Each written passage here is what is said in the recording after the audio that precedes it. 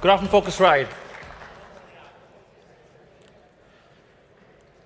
If this looks familiar, this is one single room from JW Marriott Phoenix Ridge listed 9 times on a popular OTA with duplicate room names and rates.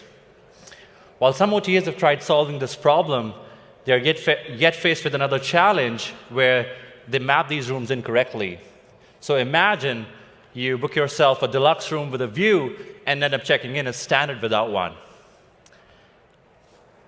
What is the impact of these unmapped rooms on everybody who's operating here?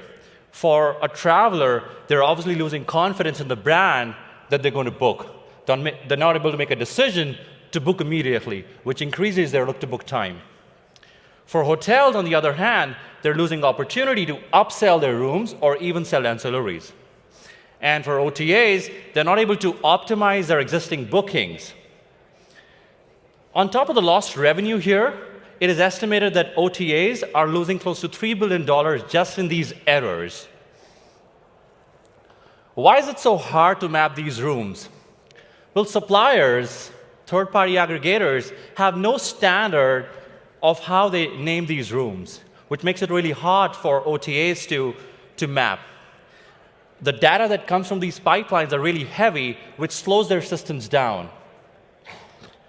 There are international suppliers that OTAs are sourcing content from, and the booking engines are incapable to map that libraries.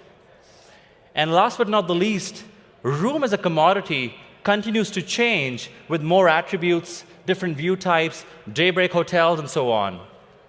Not anymore. I like to present you Vervotech room mapping. We map every single room from every supplier in the world. We started 4 years ago with a vision to standardize the entire global accommodation data. Our API is fully automated and purpose-built. We're using machine learning models to continuously learn. We have natural language processing pipelines for room descriptions. We are using image matching technology for better accuracy. Our APIs are hosted on cloud, so our customers can quickly integrate and scale. And last but not the least, we are able to handle content in 6 different languages for our customers, which makes us a truly global product. I want to talk about how our mapping functions. So we get inconsistent data from suppliers. This data is then goes through our APIs, where we standardize the data. We use a lot of reference data, metadata that we've built. And for OTAs, what they get is a standardized, merchandisable room with all attributes. Considering the accommodation business at $500 billion, we are looking to increase the top line for OTAs by 10%, which gives us, and we're looking at a 10% of that market share, which gives us an opportunity of $5 billion as a market size. Today, our customers are travel agencies, wholesalers, bed banks, tour operators, anybody who's selling rooms on their websites. Our business model is usage-based. We have public pricing on our website, self-sign-up, and there isn't a solution that is operating at that scale and accuracy that we are on room mapping. Let's talk about how we're acquiring customers in the last 4 years. Well, we built a lot of thought leadership around content and mapping, and today our articles are published in Forbes, TEDx, Phocuswright. We're going to every major event and putting ourselves in front of the customers, not only to sell, but also learn how industry is changing. So you should find us at Phocuswright, WTM, ATM, Futur. Conventionally, unlike North America, if you go to Europe or Middle East or Asia, you would observe that there's a lot of dependency on third-party technology for travel agencies. And we have partnership with all travel technology companies that are selling their technology to travel agencies, so our solution is seamlessly available for end travel agencies.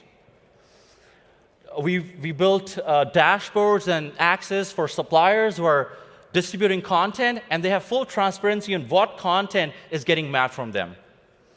We have market-specific teams closer to our customers speaking in their own languages. And for room mapping, we have test and trial. Customers can quickly test and sign up.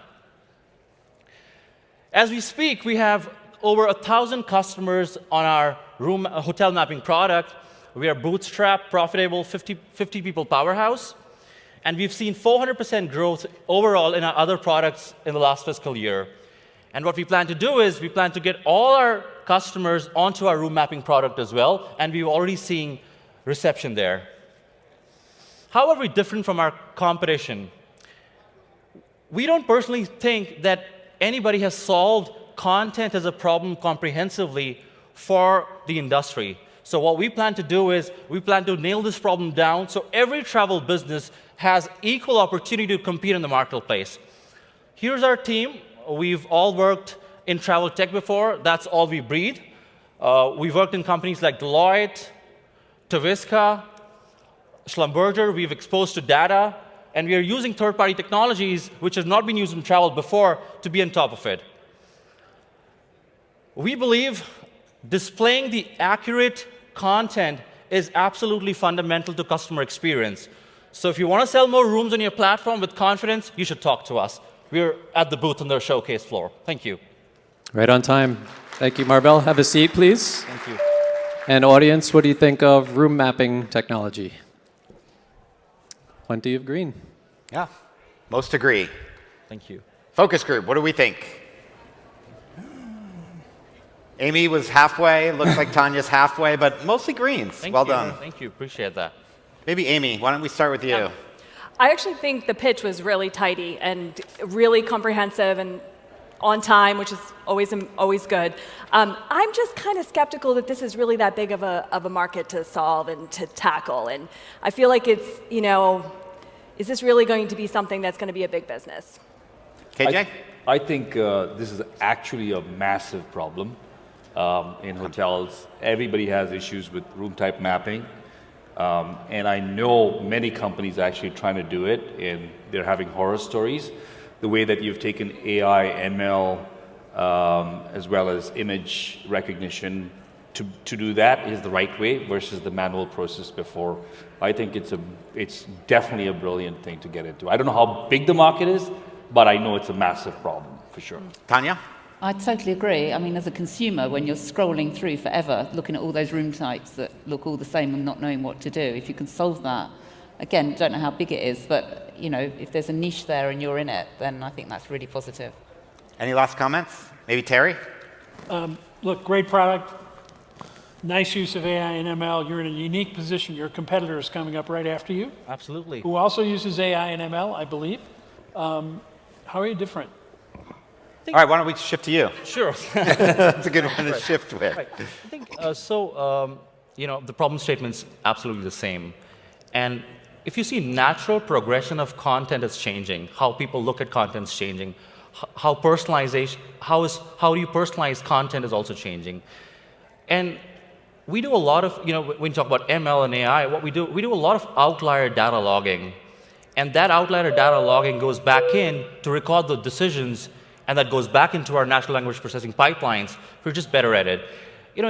There is no t-shirt sizing happening here. We try different technologies to solve different problems all the time. I think we're innovating as we speak, so yeah. Great. Thank you so much. Thank you.